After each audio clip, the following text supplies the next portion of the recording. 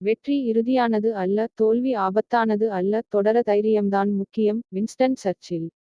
இந்த மேற்கோள் அர்த்தம்: வெற்றி என்பது முடிவல்ல, நீங்கள் வெற்றி பெற்றாலும் நீங்கள் முயற்சி செய்வதை நிறுத்த முடியாது.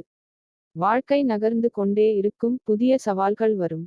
தோல்வியும் முடிவல்ல, தவறுகள் செய்வது அல்லது தோல்வி அடைவது உங்களை அழித்துவிடாது.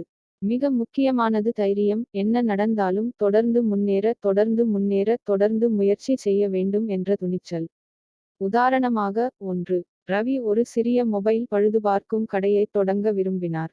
முதல் முயற்சி, அவர் அதை ஒரு பரபரப்பான சந்தையில் திறந்தார், ஆனால் அவரால் அதிக வாடிக்கையாளர்களை பெற முடியவில்லை.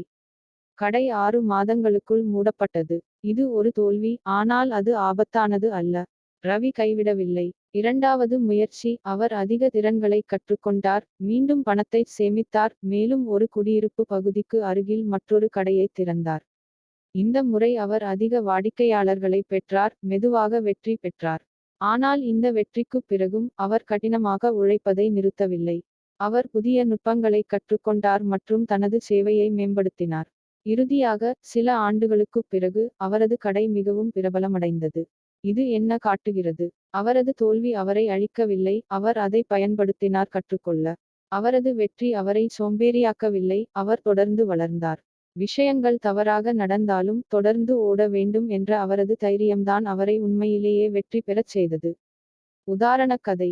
2. மராத்தான் ஓட்டப்பந்தய வீரர். அனிதா எப்போதும் மராத்தான் ஓட வேண்டும் என்று கனவு கண்டார்.